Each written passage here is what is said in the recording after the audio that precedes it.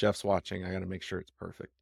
Humans of Earth, welcome to Will AI Snap That? I'm your host, Michael Rollins, and I am joined, as always, by my co-host, Thanos, he of the Snapdom. And today, we are joined by Jeff, you pronounce his last name like a sneeze, Mahacek. Jeff is with us today from Fox Checker. He's going to talk to us about the validity of AI and the truth it always tells. Jeff, thank you for joining. How are you today? I was better until that intro, and now I need to talk to my agent about what he got me into. Yes, you probably should. Your agent is really look. What We're the the bottom of the what? barrel. Well, at least I know that you're not AI because AI would not have thought to do that. No, it absolutely would not. Probably would have thought better of it, as a matter of fact. It would have been a much better version of what you just did. Although you wouldn't have been able to do this. Yeah, I was gonna say, can you put your hand in front of your face? Get one of these, like, this violates our content all policies. 5 of them. So for Hi, our lovely guys. audience who was not with us as we began talking about all the things we were going to talk about, and I had to stop everybody because to save it for the podcast. There Apparently, was lots of giggling and saying, save it for the cast. yes. Yeah. Apparently, if you are suspected of being an avatar in an interview, they will ask you to flash your hand across your face. Is that what it was, Thanos? Yeah, move your Something. hand, fingers, all your fingers across your face, and the AI Mhm. does not fare well with that. It doesn't. Yeah, it does. All of Once us again, are real people. No one would fake being this. so Jeff, you Yes. are in the discovery phase of this business that you are starting called Fox. Yeah. And Absolutely. as you I actually really appreciate what your tagline here, which is automated fact checking and credibility analysis. And Yes. you must be in marketing. No, I have. No? So I'm a longtime product design user research person. So I've sat next to marketers, but there There is you not go. there is no sales bone in my body. It's the thing I'm the worst at. Like if my startup takes off, the first thing I'm doing is hiring a head of BD because I don't want to talk to people anymore, except for, of course, you guys. But Thank yeah, no, I like marketing. There's a sales thing I don't do. So you actually came to us through Sean Burns, who previously Yeah. was on. And I just want to say Who that all still might be an Android or an AI. We're not completely sure on. I've named Sean long enough to tell you, even though he looks like one, he is not one. I have been to his house. He has actual children. I'm pretty sure he's real. Those are just subroutines. It's probably Those a are just business where you maybe- can rent children for like a weekend to show them off to some friends that are visiting and back. Yeah. That probably exists. I met him Oh, in person, wow, but that- he was sick and we couldn't shake hands. So there was no physical contact. So he could have been a hologram. I had never thought of it. He's a hologram. Yeah. But already I'm getting the vibe that you will leave us more joyous than Sean did, who left us feeling perhaps like we were in the wrong chosen profession. I mean, you are, but at least Yeah. we're going to go down smiling. That's right. That's right. So tell us a little bit about what Fox Checker, what you envision the product doing. And Yeah. Well, I think that the easiest way is to like where the idea came from. So like everyone, I've been unemployed for a while. Like, welcome to the industry. Welcome to pandemic plus strife plus capital markets crashing and then AI. What do you know? And so last year I was like, this is the joke. I was like, there are plenty of people out there who I am way smarter than who have figured out passive income. I should figure this out for myself. And I should take whatever money I have left, build something, and then go get drunk on a beach for the rest of my life. This is legit how this whole idea started. And so I never really used ChatGPT for anything serious. I'd use it for like casual stuff. And I'm like, okay, I'm going to use ChatGPT to research passive income streams. And I'm going to use this to come up with a business model. So I'll be rich for the rest of my life and never have to do anything ever again, which is the dream. you didn't think the story was going to go this way. And Seems so legit. what ended up, yeah, it's legit. It's the truth. And I'm all about Mhm. truth these days. So what ended up happening though was I would do all this research and I would do all these things. And I'm like, how does this work? Would AI be able to do this part for me, that part for me? And oh my God, it lied. Like, I know we like to use the phrase AI hallucinations. That is the nicest way I can think of to say the thing lies. And it lies to your face. It will double down. I'm not lying. I swear I'm not lying. This is real. And the more I would challenge things that were clearly untrue, the more it would dig its heels in and tell me that what it's doing was real and that its information was true, to the point where I would say, okay, show me your source. Show me where you got this information from. And I kid you not, it would create an entirely fake URL. And it would be like www.marketresearchcouncil.com/tilde 2025 research analysis report, blah, blah, blah. Report doesn't exist. Society doesn't exist. URL does not exist. Domain does not exist. And I was like, that doesn't exist. And they're like, oh, I'm sorry. Let me send you the right link. And I got real mad. I got real mad because for the last few years, we have just dealt with such BS in our universes. Like, whether it's misinformation, disinformation, which I've learned are two different things. One is you're just wrong. One is you're wrong on purpose. And now this thing that was supposed to be this like new opening of information for the world, like, is starting off by just flat out lying to you. And so that started my journey of like, oh, well, is there a way to turn this technology on itself? Mhm. And instead of using this technology to get answers, I would use the technology to say, are these answers real? Or are they accurate? And without getting into a lot of the tech, I know I'm talking to tech guys, but without getting into a lot of the tech details, I ended up like cobbling this thing together with bubblegum and paper clips. And I was able to actually do it. I was able to test it with information I knew it was false. It would tell me it was false and it would show me the real information. And I was able to test it Okay. with like, okay, now give me an answer. And then I'd run it on itself and I'd be like, oh no, actually that's not incorrect. That's completely incorrect. Here's the real information. And consistently was giving me the real information all the time. And the short version Sure. of how is far less AI and far more ML and natural language processing, because that's not generative, that's evaluative. And I did all this and I had my big aha moment. I'm going to use this to come up with a passive income stream and vet all these business models I've been coming up with. And then one night, it's like 1 o'clock in the morning, I'm lying with my dog in bed, and the light bulb goes off of like, oh, well, crap, you just created a product. Mhm. Like this thing that I created to solve my own problem. And Mhm. that's when like the more esoteric thoughts occurred to me of like the world that we're living in, how frustrating it is for everybody. Like, it doesn't matter what side you're on in the world. Like, you want to at least know that the information you have is somewhat accurate. Mhm.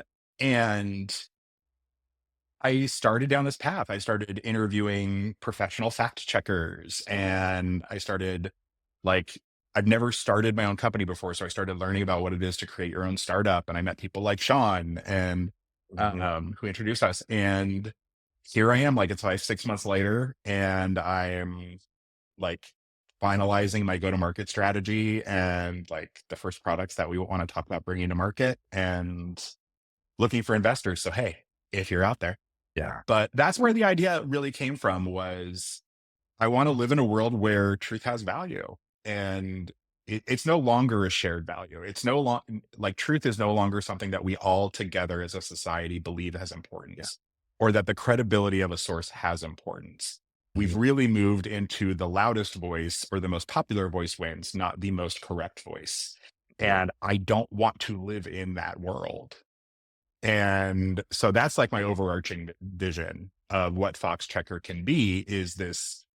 I'm not Perplexity. I'm not Chat GPT. I'm third party, independent, a brand that's starting with truth as its core concept, not replacing human beings or doing things faster and better than other people, but just being like, what's real in this universe? And I think there's a place for that to exist. And I think it has value and I think people need it. So that's where I'm at. That's what I'm doing. We live in a time where truth is so obvious all the time. Oh God, yeah. The only truth that's So, obvious is that people are lying to you. oh That is the man. only truth that is obvious, is that people are lying to you. So I, for whatever reason, as a young kid, picked up the idea Yeah. that I was going to be skeptical of everything. Mhm. Not necessarily force Yep. people to prove that they are true, but just be aware that there is a likelihood of untruth in something that Yeah. somebody is saying. And I have attempted to raise my own children to also be somewhat Yeah. skeptical.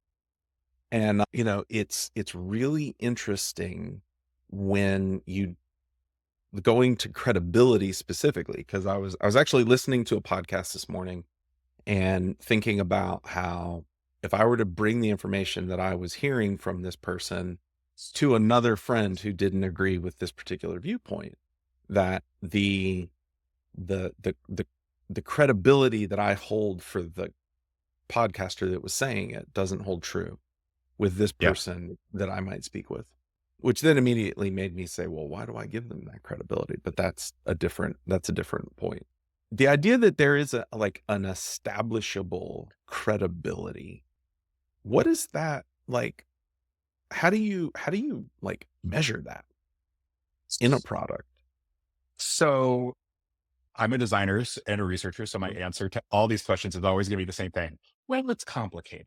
It depends. Product managers, it's so easy. Business people, Yeah. it's so easy. Designers, well, actually, it's Uh-huh. quite complex. Let's start with this. So there's fact and there's credibility. Mhm. Fact is a thing. Credibility is an evaluation. And so, you're going to start with those are two different things. You can Mhm. have somebody who's completely not credible speak a fact, Mhm. and it doesn't change whether or not the fact is true or false. But there's this interrelated thing that the more factual you are, the more credible you become. And the less factual you are, the less credible you become. So credibility is really a measure of how factual you have been in the past and a prediction of how factual you will be in the future as a result. You can measure that through very direct ways. Like, what have you said in the past? Has it been backed up? Was it peer reviewed? Did you have objective sources for what you're talking about? Do you have evidence of what you were saying?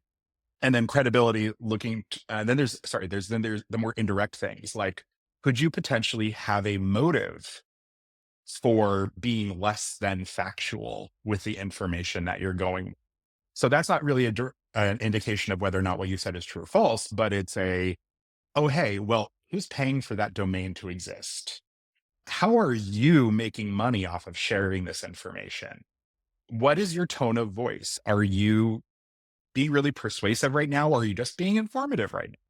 Like, there's these indirect ways that you can do it. So it's a combination of these factors that come into play to determine credibility. And then there's also this kind of idea of like primary sourcing. So you go out and you find a piece. I don't know what the podcast was you listened to this morning. It doesn't really matter. But the question is, was the person talking about their own experience? Or were they referencing something they heard once? Were they referencing something that was a reference to something else? It's like that game of telephone. By the time you get to the 10th person, the entire story's been completely distorted. So the thing that AI can actually be really good at is navigating and finding the path to the original source of information.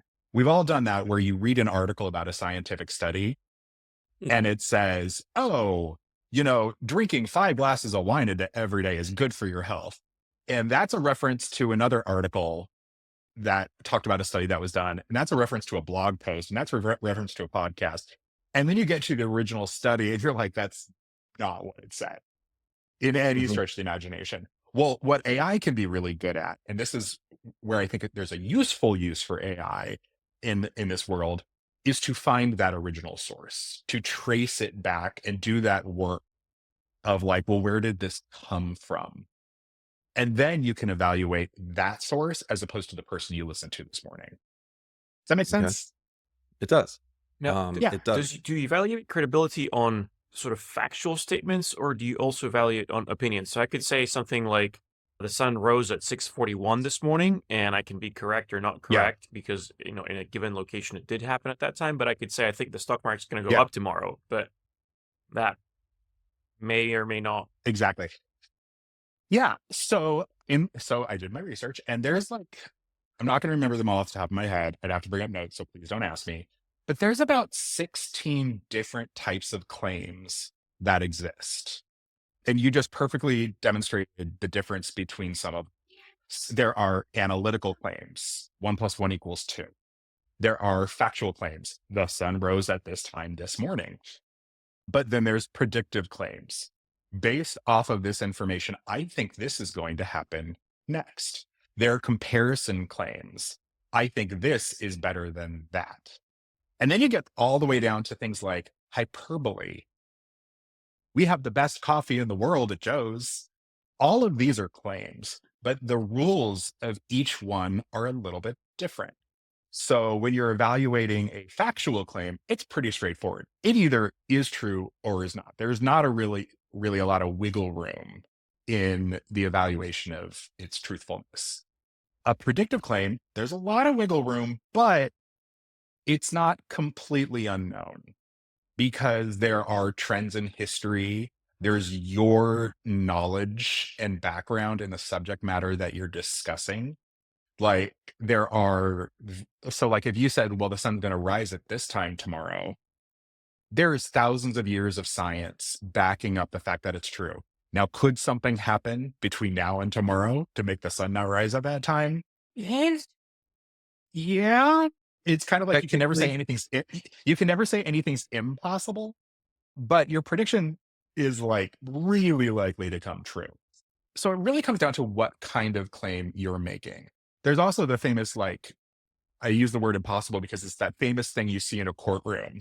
Are you saying, so you're saying it's impossible that they killed them? And the expert witness has to admit on the witness stand, well, nothing's actually impossible. So you're saying there's a chance? No. So there's like the proving the negative aspect of things where you can't actually prove a negative to be true because there's always this 1% chance. So you have to understand the kind of claim that's being made and the rules of evaluating that claim. Hyperbole is a great example. Hyperboles are claims that are not meant to be taken literally. Like, we have the best coffee in the world. Every coffee shop in the world is going to tell you that. No customer actually believes that that's true. And the coffee shop does not expect the customer to believe that that's true. But what is the coffee shop actually trying to say in that moment? They're trying to say we have good coffee. That's the real claim underneath the hyperbole. And you can look at reviews historically of that coffee shop and go, well, do most customers who go to that coffee shop back up the idea that they have good coffee or not? Yeah, they do. Or no, it's actually known to be the worst coffee in the neighborhood. And good is a subjective rating. So we're going to listen to people who live in the neighborhood and talk about this. And so we're going to say, well, listen, this claim was a hyperbole. So it's not meant to be taken literally, but there is evidence to back up that they have good coffee. And I think that's what they were really trying to communicate to you in the moment. So that's why I said there's the 1 + 1 = 2, which has a definitive answer. The sun rose at this time this morning has a definitive answer. And then there's hyperboles, which is, well, what are you really trying to say? And is there truth to it? So broad spectrum. So if you want to check the hyperbole, you just look at the accuracy of the subtweet, is what you're saying. I mean, Is that- subtweets are by default the definition of truth, aren't they? Like, That's what I our thought. entire, I don't want to give away the secret sauce, but our entire platform is based on subtweets. Subtweets. Yeah. All right. You said something really interesting, especially so first off, I really enjoy the framework you've got there. I had never stopped to think about the idea that there could be a finite or non-finite number 16 statement I'm at types. 16. There might be more, but I'm at 16 right Sure. now. So you're saying it's not impossible. There's an esoteric claim. There's an Right. existentialist claim. God exists. That's an existentialist claim. How do you fact check that? Boy, if you can answer that question, you would really put a dot on a lot of history. There is no definitive answer. Yeah. That's the thing. Nobody can answer it to you definitively. They can just tell you what they believe. So what they're saying in an existentialist claim is not what is true. They're saying what is true to them. That's how you answer that question. This is good squirming out of that one. I've actually spent a lot of time thinking about, is it possible to prove that God is or is not real? But I'm not going to get into what my answer. And if you're able to make that claim as a factual claim, right, and not as an existentialist one, then I would judge your claim based off the way I would judge a factual claim, which is it peer reviewed? Is it repeatable? Like all of these things that you'd expect something factual to be. Can other people follow the same scientific method? Can other people follow the same processing, come to the same conclusion 100% of the time? Or is there some opinion baked into what you're saying? In which case it's not a factual claim. It is truly still an existentialist claim about what you believe. And so the fact can be you believe it, but unless you can come to that other position, which by the way, you'd be proving a negative, which is impossible to do. Right. So this is how that works. I can only prove whether or not I can only look at your history of statements and say whether or not it's factual you actually believe that to be true or not, which only said, but still only a certain amount of truthfulness because people can change their minds. So it becomes very tricky, but it's not it. But that's why someone needs to be able to look at you and say, listen, this person told you God exists, or this person told you God doesn't exist. The truth is they don't know. They think they know, but they don't know. And that is the truth of the statement.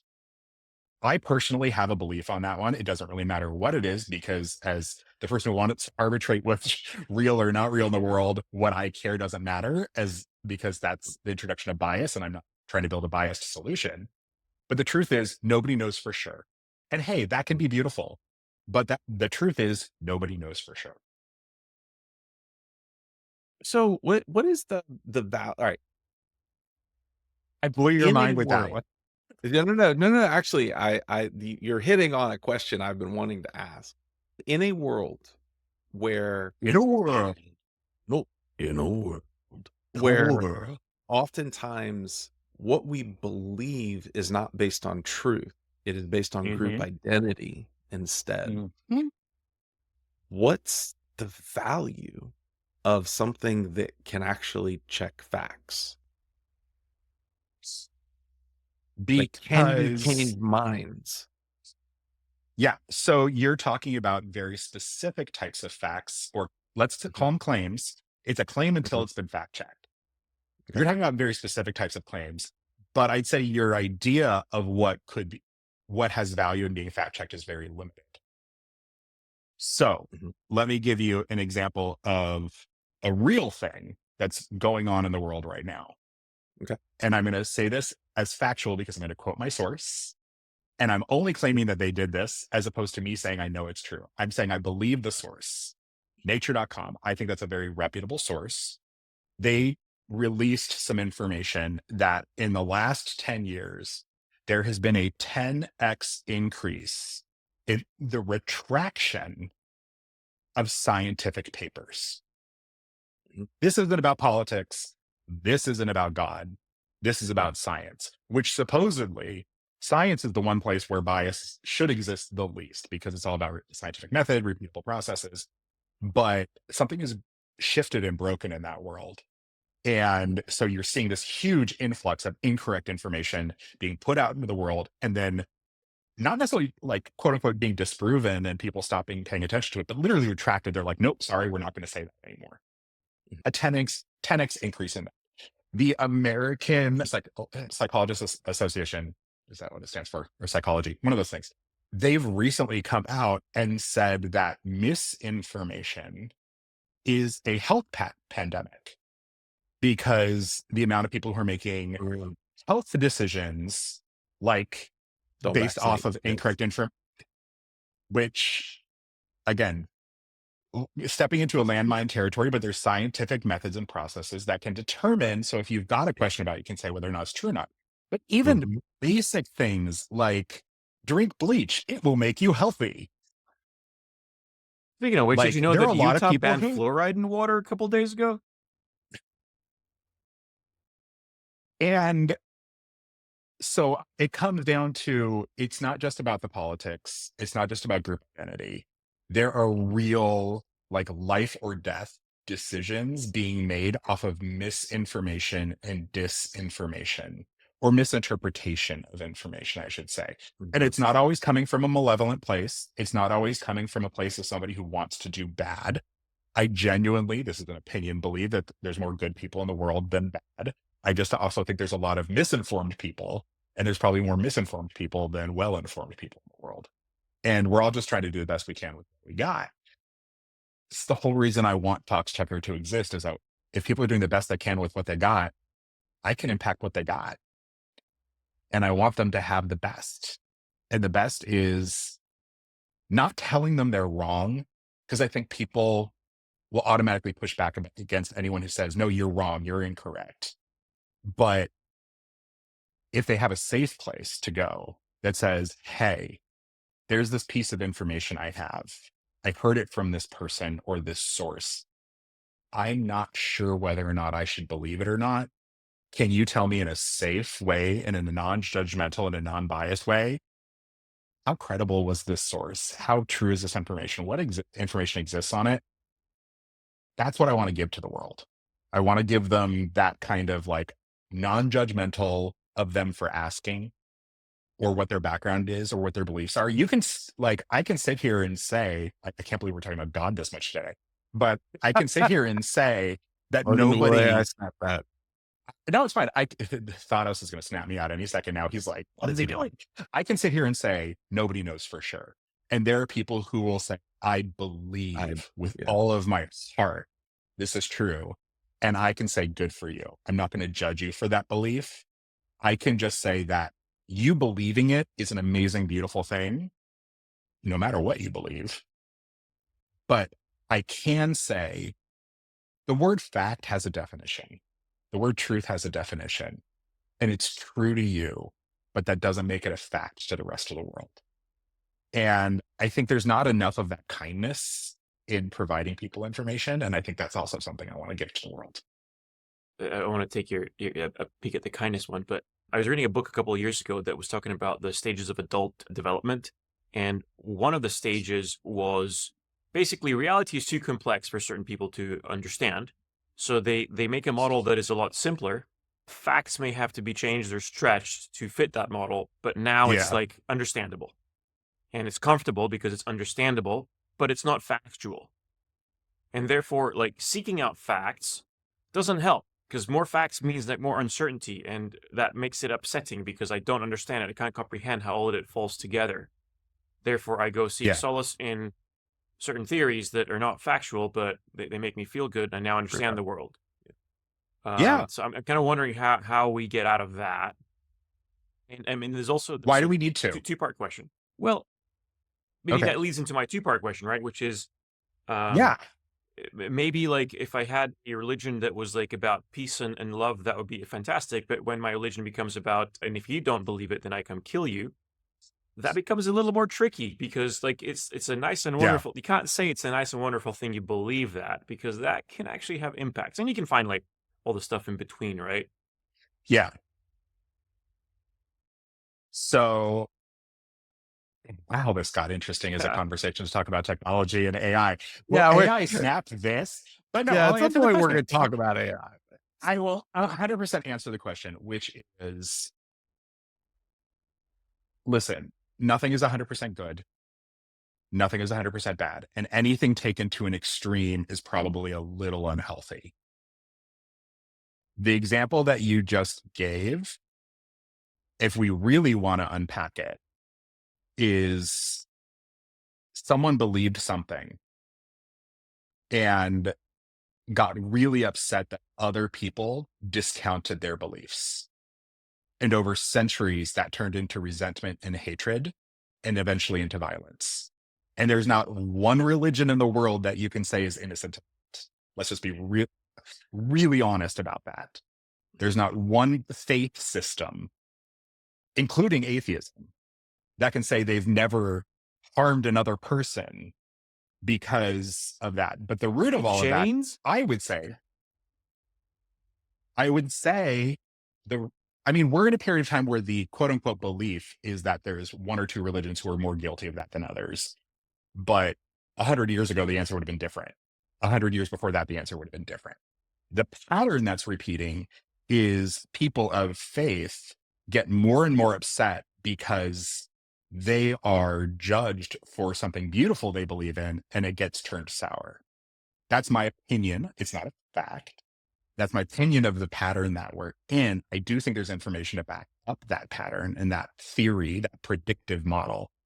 So again, I would come back to saying, like, I'm okay with people believing something if it gives them solace, but I'm not okay with them confusing that with fact.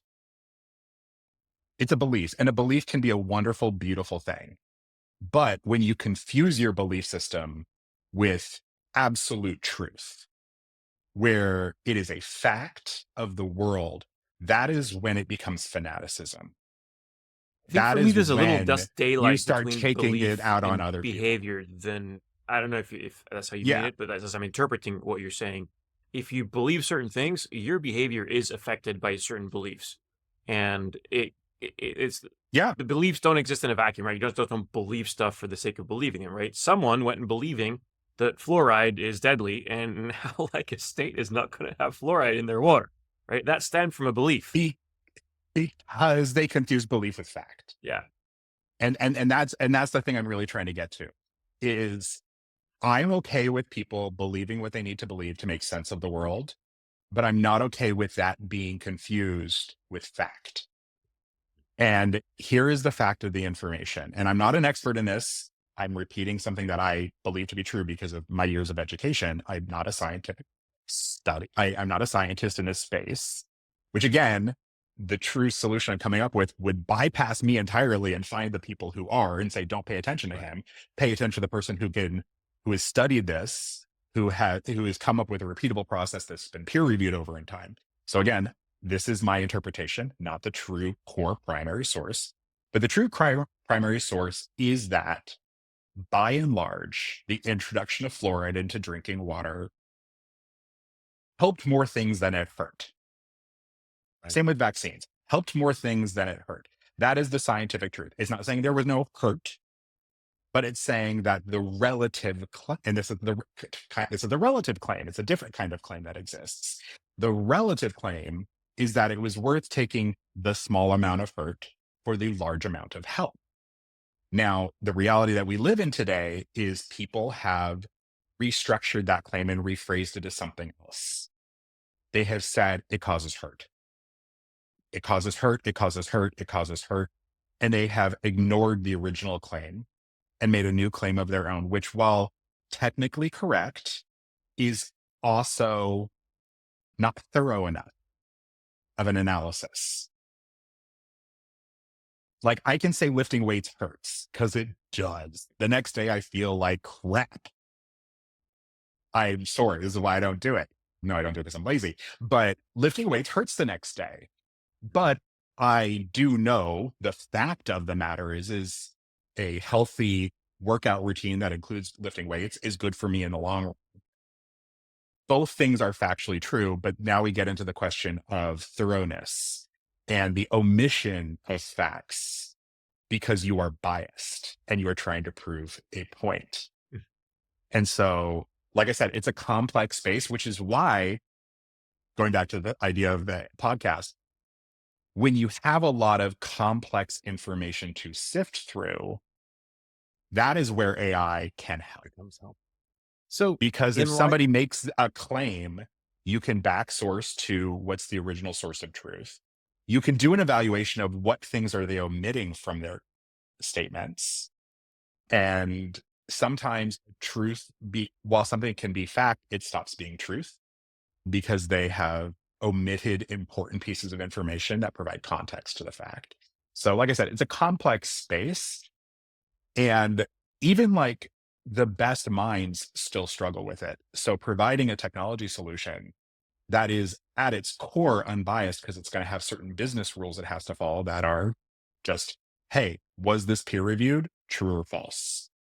Are other people who we previously rated credible using this as information in what they say? This is true or false. Does this fit the syntax of which kind of claim? Is that the proper kind of claim for the kind of for the kind of fact that they're trying to say? These are unbiased things that a system can do far better than I think than a human to help you make sense of the crazy world that we live in. And it's not saying you can't believe something that's unknowable. I do think, going back to it, whether or not there's a God is kind of an unknowable thing. So I'm not going to tell you you're wrong or you're right, because that's the truth. The fact is, I can't. So believe what you're going to believe. And if you want to take that to a place where you're doing harm to other people, then that's a different kind of situation. You can believe in whatever you want to believe, but I can also provide you a whole lot of facts and a whole lot of truth about what it does when you harm another person and the impact that will have on you, your life, the people who love you, the society that you live in, and whether or not harming other people throughout history has actually caused good for the people who did the harm, or did it hurt them in the long run? And you can make informed decisions based off of that. I think there's something really kind of paternalistic about saying, I'm not going to give you the whole truth because I don't think you can handle it. And I don't want to be that person. I'm going to give people the whole truth, and what they do with it is up to them. so I think when we you start censoring the truth, when we start saying, well, we're not going to actually tell them the truth because we don't think they can handle it, that's how we get into the problem we're in today. you handle the truth. All Most right. people So can if you trust them. I think that's an opinion. you made a statement previously, which is that you leaned into machine learning as opposed Yeah, to generative AI for this. yeah, And so I've done a lot of work with both. I think Thanos and I both have. yeah, I came up with previously at Outlier. I was working with Sean. I would try to explain to people what machine learning is, and I finally came up with this idea that um, machine learning is giving data to something in such a way that it develops an ability that seems uncanny. And yeah, so the example I give people is my dog. So this is a shed, and when I walk out here, my dog expects that I'm going to throw the ball for her. And yeah, so I can walk by the back door 10, 15, 20 times, but something about my behavior tips her off when I finally decide I'm going to walk out the door. And next thing I know, she's jumping off the couch. She's running up to the door before I can even get there. And she's got her ball in her mouth. Like, something about what I'm yeah, doing is tipping her off. And that's kind of how machine learning is. And I have no idea what yeah, I'm doing. Maybe yeah. I'm saying, okay. And then I go out. She can It's like, smell it. She yeah, can it's smell it because smell they the have way stress. more. I don't They know. have an infinite number more. Right. See, hyperbole. They have an And infinite so, number more smell receptors than you have. yeah. And They can so, smell your thoughts. so then generative, which is like image generation and large language models, Hmm. this is just kind of a primer for folks that may not be as technical, Yeah, is the people building like up, me a year ago. right? Yeah, is the building up of a product from zero, and oftentimes uses a lot of randomization Yeah. along with direction to build Hmm. that thing. So why is it that machine learning is a good way of checking the truthiness of an LLM's output? So I'll say, I actually think I wouldn't limit it to just an LLM's output. I think it can be good at a human's output as well. Okay. So just a little caveat there and a little catch there. All right. Yeah. But I will say, and I'm not the engineer on this call, but Mhm. my understanding is that when you're using AI, it is trying to find an answer for you. Mhm. But when you are using machine learning, it's telling you if there's an answer there. Mhm. And when I went through trying to solve this problem for myself a year ago, every time that I limited it to just the AI, it was wrong. Every single time, no matter what I did, because it was constantly learning but I couldn't control what it was learning. Sometimes it was just learning how to fool me. Sometimes it was forgetting the thing that I'd said earlier because it was paying more attention to what I was saying now. And I had zero control over how it was making decisions because it was doing that entirely by itself.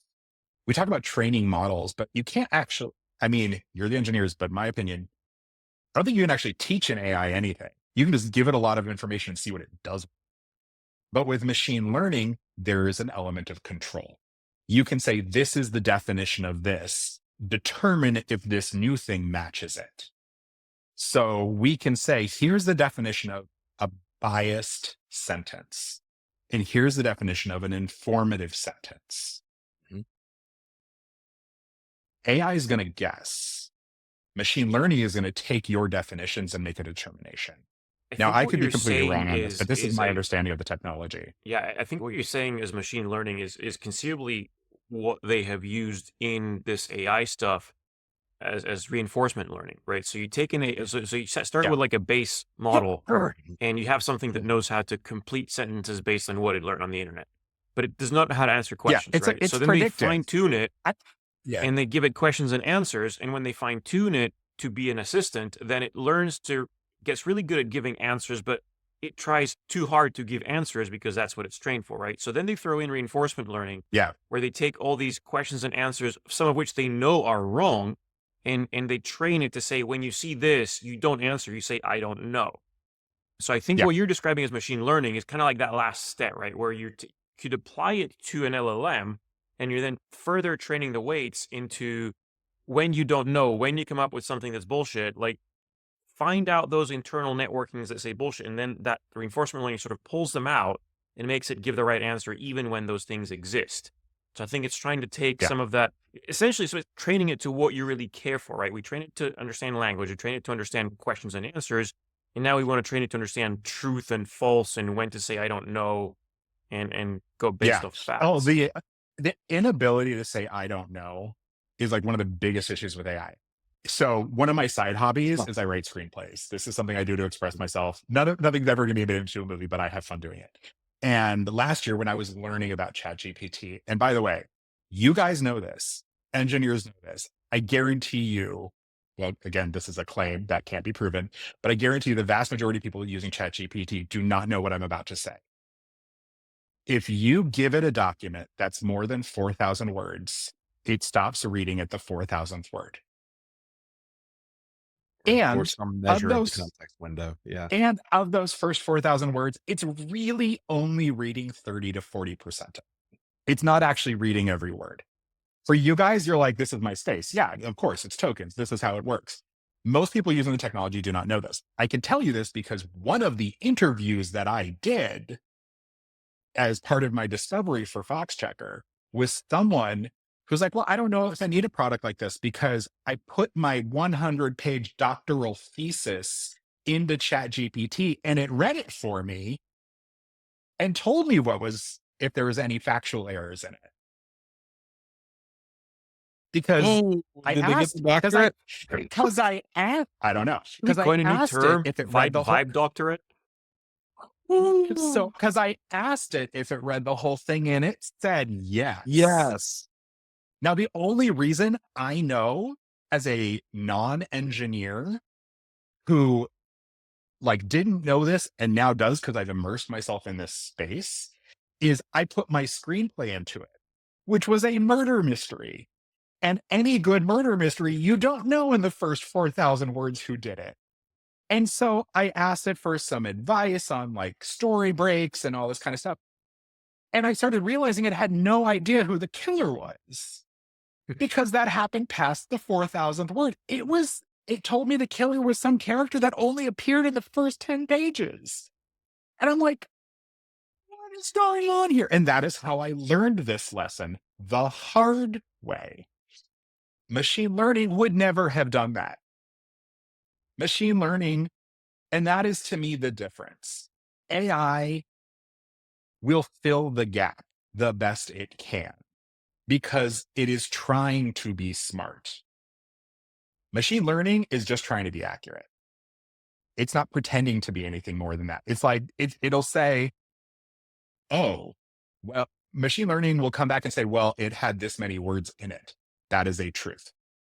Machine learning is, according to the definition you have provided me, this is the best answer I can provide back to you. Or I do not have enough information to provide you an answer. It is not trying to be clever. It's not trying to act like a person. I went through a whole phase with AI last year where I would ask it to do something and it would say, okay, it'll take me a little while. I'll get back to you on it. I thought that was real. No, I thought that was real because that's what it said to me. When the reality is it could have done it in a microsecond, but because I was conversing with it like it was a person, it decided to start acting like a person. And so it decided to start telling me it would take as long as it would take a person to do the thing. And I wasted hours waiting on an AI to complete a task. It's funny, but do you know how many people out in the world are experiencing this right now? Because they don't know. And so this to me is the difference. It's not, machine learning is not trying to be something other than what it is. AI is constantly trying to fool you into something it's more than it is. Yeah, I think you have that phenomenon And where so if you make it realistic enough, yeah, like, have something that people will think it's human and it's going to fall far short from being human, and you have that sort of mismatch. Yeah. But if it feels like close enough, you then ascribe it properties that it doesn't really have. And people have all these uncanny valley. expectations. Yeah. So there's You no want way. a fun challenge? You want a fun challenge? Always. Ask ChatGPT or Perplexity, whatever it is, to write a 100-word paragraph. I dare you. What happens? You know, it can't do it. Do it. It can't do it. Yeah, because it can't count words. Yeah. Yeah. Use it for copywriting and be like this is the thing, like, what's AI going to snap? It's not going to snap character limits. Because if you've got a character limit and you need language put into it, it can't do it. Yeah, can't do it. And you also, it's And like it's terrible actually- with doing like letters. one Say, of the what's the third hardest- letter in this word? It doesn't know because a lot of the AI sees Oh. tokens as whole words. So it's not going to be able to manage any of Yeah. that stuff. I went through a whole thing where I was trying to get it to write things and like wasted a week of my life trying to figure out how to do word counts. And then granted, the industry is moving fast, so this might have changed. But at the time, a couple months ago, when I started to get down this rabbit hole, this is like the holy grail in some ways of AI, is to be like, oh, word count. People are convinced out in the world that AI is like the smartest thing since sliced bread, and it can't do something a third grader can do. Yeah, I think that's where a lot of places are finding out how to use the MCP and other ways to break out to tools, because the AI can recognize What's certain kinds of MCP? questions. You're using acronyms, dude. Model Yeah, context see, protocol is a you're on way. the phone with a designer right now. I know I sound But- like I did things, but that's only because I'm a theater major. Yeah, this is really interesting because it's basically a way to train the AI about tools and say, hey, I know you can't do math, Yeah. but this is a calculator. So if you come up with math Yeah. problems, then here's how it works. Tell me what you want to do, send it over to this thing, and it'll give you the result back. And you can use this for different things, Well- but you can then start training it to do things, to use tools where it's not good at. Here's a search engine, go use a search engine. Here's an API to get the weather. Get the weather. Here's a rather fun than one, and this hallucinate might have changed, but when I started this whole thing, like I say, the technology is rapidly evolving, so my information might be out of date on some of these things that aren't specifically about what I'm trying to solve. But when I started this whole thing, ChatGPT swore to me up and down it could interface with Google Drive. Swear to God, it could interface with Google Drive. It asked me for the links. It asked me to share permissions. It told me how to share permissions with it. All of this. Guess what? Closed ecosystem. Can't touch a single outside tool. It can't touch the calculator. It can create a calculator inside its own environment based off of what it thinks a calculator is. And it will tell you it's using the outside calculator, but it's not. Yeah, those I are had rapidly similar changing experience. in the tool That's what I usage. say. The technology is rapidly changing, but this is my point, is for the majority of people, if AI is lying to them about these capabilities, how would they know?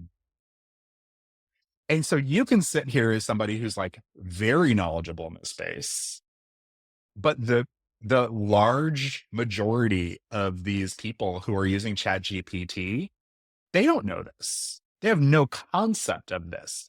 And I'm not just talking about like the person at home where Chat happened to a friend of mine. Apparently, John Wick 5, I think that's the right number, has been greenlit, cast. There's an entire plot development because ChatGPT told him so. Like the vast majority of people are out there using AI. Or did you know that like hippos could using it for perform search. surgical operations? Because Gemini recently told people that hippos could perform surgical operations. Like for the vast majority of people, until they run across something like that, they don't understand how incorrect these AIs can be and how confidently incorrect these AIs can be. So you know the technology is changing and evolving, but everyone else does not until they get burned. And the big problem with that is that AI is not going to be the person to tell them that things have changed. What's AI going to snap? AI is going to snap people's trust in AI. So, what does this product look like in it? You think in its first iteration? Is this Well, my like colors a are Snopes? orange and like a nice like gray with a hint of blue to it. My logo is like the outline of a fox's head with a checkbox in it that swoops up into the ear. Is that factually the Yes, most the effective designer set what of it thinks it'll colors? look like. Jeff, You the ask the company. designer what something's going to look like. Oh, I know. No, this is lovely. What's funny is at The at first thing I Engine- did was pick my fonts. What are you talking about? Yeah. Petrona I mean- for headlines and Lato for body. Look, I was responsible for the first color choices of the Engine Room SaaS platform and am still getting ridiculed for it. So I actually believe deeply in your statement. Like colors are really important. Also, I'm not very good with I sent Sean and the other guys at Near Horizon my brand book for Fox Checker. And all of them were like, oh, nobody wow. does that. I was like, that was like week 1 for me. Yes, but honestly, And let me tell you, that's not AI can't exciting do what enough. I can do. All right. So in actual operation, you've got an MVP out there or whatever. How do you think the populace is the populace going to interact with this? Is this something that runs behind the scenes as a utility? So I'll say this. That is still a question that I am answering. That I will say there is what it could be 5 years from now, 10 years from now, versus what the first version of a product that will help me get enough funding to get to the second round of a product is going to be. Sure. There's two drastically different Very questions. different. Yeah. I will say this though.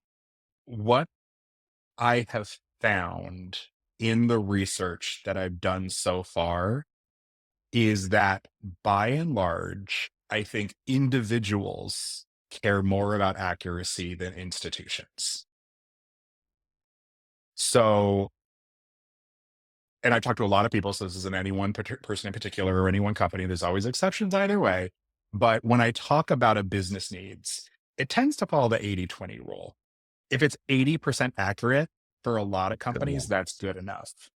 Where it's not, and these are the people that I'm actively talking to more and more, are the people where the quality of the content is integral to their brand or their business model. So either they are selling information on the premise that it is quality, or they are using quality information as a marketing tool. And if the information wasn't quality, they wouldn't be bringing people in. That is the exception in the business environment. In the kind of, I call it like the prosumer market, these are the people who have kind of that inherent belief that accuracy matters and are struggling the same way that a lot of others are, in the way that I was last year. And they're like, oh, I would buy this for myself. The way that technology, I am imagining it work at this point in time, is really kind of an analysis and evaluation tool. You put something into it, whether it's a URL, whether it's a chunk of text, whether you've uploaded a document, what have you, and it will come back and provide you not just a true or false, but a breakdown of like, well, here's all the different claims that are in it. Here's how we looked at each claim. Here's the source that we trust, that we've rated as the most credible in that space, which I think is great for a co-branding opportunity, because the only places I'll ever list on my site are places that we want to send traffic to. So I think a site would love to be listed on FoxChecker, but it would be some kind of like evaluative process like that. The other use case that we've talked about is the whole garbage in, garbage out. All these companies are developing their own LLMs, but what are they doing to make sure that the information they're training their LLMs on is actually accurate? And it's So that's more of like a bulk kind of solution that we're exploring, because if you are also taking on the liability of creating your own LLM and you're feeding it false information, and so you end up feeding false information to the public as a result, that's a compliance and liability issue. Where if you can say, well, we did the due diligence to make sure the information going into the system was as credible as possible, that gives you some air cover. So like I said, there's a lot of, it's a platform. It's not a single product. There's a lot of ways it can be used. We are figuring out the best way to go to an initial market, because I take off of my visionary hat, I take off of my designer hat, I put on my CEO hat and say, I need funding. Who's my ICP for a first version of a product? Who are going to be my first few customers? How is that going to get me funding to get to a seed stage, to a series A? Because I'm trying to build something that will last. So different questions, different answers. Yeah, no, that's really good. I appreciate that. And also, being not a CEO, but a CTO seeking funding, I appreciate. It's Wow. my least favorite part of this whole thing. Let me just tell you. Man. Yeah. By the way, I know this is the gauche thing you're not supposed to say, but as like a first time founder going through this, I hate 0 to 1. I can't wait for 1+. That is what I'm built to be a leader. I'm built to drive strategy. I am not built to be in the trenches. I haven't been in IC for a very long time, and I don't like it. I know that's like every other founder in the world's like, no, this is like the sexy romantic part. Like, screw that. Give me a company with an operating budget. I'll be great. This is the thing, because I'm a designer and people never let designers become CEOs. This is the only way I get to become a CEO, is by starting my own damn thing. Even though secret, designer CEOs end up being some of the most successful CEOs in the history of technology, but people like to forget. Yeah, it's like how older founders also tend to be more successful. Oh yeah. Oh yeah. I am going to be 48 this year. I've been doing this for 25 years, and I'm a designer, which means I've sat in every single room and been asked to keep quiet, which means I listened. And I'm basically born in my DNA to be a great CEO, but I will be the last person anyone puts into that role. So I'm putting myself into it. You just We're say the it in same, AI by the terms, way. I have a really large context window I can handle. Now, run your fingers in front of your face. But this is All right. super So fascinating, I've run right? Because I research- think AI is I've generating run research teams. So I'll say I've run research teams my entire life, which means I'm more likely to believe data than my mother-in-law's opinion about what I should build next. What should AI snap? I should snap CEOs who think they know better than everybody else. I was going to say, I think it's really good. What you're doing is really interesting, right? Because we have this like arms race where we have sort of AI spitting out dis and misinformation. So it's good to be able to And none have of sort them of are the other getting better side. at it. Yeah. Yeah. None of them are actually. I talked to an investor the other day, and his whole opinion of it was like, yeah, there's trillions of dollars being spent into creating the best AI. But the thing none of them have gotten better at is actually being right. Is that They're important? still as Well, wrong I as they were before. I loved how you were like, I'd yeah, like to fact believe it check. is. We'll fact check before we build the LLM so that we don't have liability. I'm like, I don't think that's how it It's works. like those people that follow their GPS into a lake, and it's like, come on, man. It's like, look out the window. All right. Jeff, thank you so much. This has been Thank great. you. And Hopefully I my really, business partners don't think I said anything too horrible on this call. They're gonna be like, uh, why did you talk about I, God? I, Why I did you don't. talk about God for 20 minutes? As they We talked about asked. God for 30 minutes. By the way, that'll be the title is like Jeff Yeah. Mahacek tells us whether or not God exists. On Clickbait at Will its No, I finest. won't. I won't do that to you. I won't do that to you. The But answer hey, is thank there you. is no answer. Anyways, thank you so very much. This was Thank a you. great conversation. And also I really feel like it highlights the more human aspect of how AI is impacting our world. Yeah. Yeah. Because, not only is there an extraordinary amount of garbage coming out, there's good things too. And it's nice to see that the tools can in fact be applied to themselves to help Yeah. limit the amount of garbage coming out and kind of, bump the credibility of the good stuff. So Fingers um, crossed. and humans of Earth, thank you for being on Will AI Snap That. I'm Michael Oh, God. Rollins, and as always, I am joined by my co-host Thanos, the Snap Them, and Jeff Mahacek, who is from Fox Checker, the CEO, great man, lovely, has been with us And you today. said my name right. You said my I'm name right. trying, man. I'm trying. And with that, we hope that y'all have a fantastic day. Talk to you guys soon. Thanks. You too. Bye.